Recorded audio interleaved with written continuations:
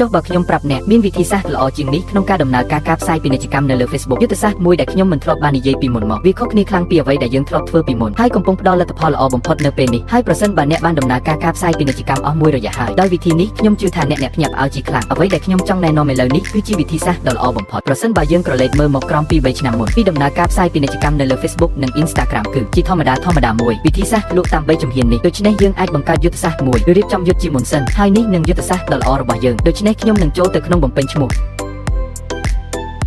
ដើម្បីឲ្យយើងអាចដើរតាមបាននោះជាយុទ្ធសាស្ត្រថ្មីរបស់យើងនោះនឹងរួមបញ្ចូលការផ្សាយពាណិជ្ជកម្មធ្វើឲ្យមនុស្សដឹងពីបញ្ហាដូច្នេះពន្យល់ពីអ្វីដែលជាបញ្ហាដែលផលិតផលឬសេវាកម្មរបស់យើងដោះស្រាយបានតាំងពីដំបូងដូចជាការណែនាំពួកគេដល់ក្រុមហ៊ុនរបស់យើងទៅកាន់ផលិតផលនិងសេវាកម្មរបស់យើងចាប់ផ្ដើមធ្វើឲ្យពួកគេយល់ដឹងពីដំណោះស្រាយហើយបន្ទាប់មកយើងនឹងបង្កើតយុទ្ធទី2ដែលនឹងក្លាយជាយុទ្ធសាស្ត្រតុកណ្ដាលរបស់យើងអាចជាយុទ្ធសាស្ត្រនាំមុខគេយុទ្ធសាស្ត្រលក់អាចជាយុទ្ធសាស្ត្រចូលរួមផងដែរអាស្រ័យលើការលក់របស់អ្នកប្រភេទអាជីវកម្មនិងអ្វីដែលអ្នកចង់លក់នេះជាធម្មតាជាយុទ្ធសាស្ត្រលក់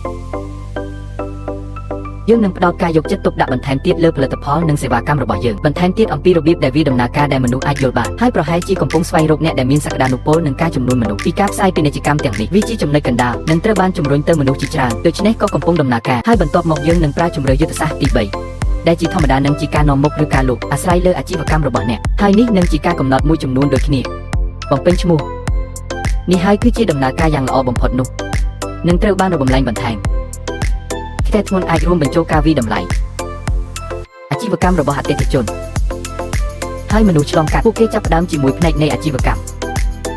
ហើយតវិជ្ជាគឺថាយើងត្រូវធ្វើឲ្យមនុស្សមានទំនុកចិត្តដើម្បីនាំពួកគេទៅដល់ចំណុចដែលពួកគេចង់បានត្រៀមខ្លួនរួចរាល់ហើយក្នុងការទិញពីយើងឬក្លាយជាអ្នកនាំមុខគេហើយនេះគឺជាវិធីសាស្ត្រនៃការធ្វើអ្វីសម្រាប់អតិថិជនអស់រយៈពេលជាច្រើនឆ្នាំប៉ុន្តែនៅតែទទួលបានល្អ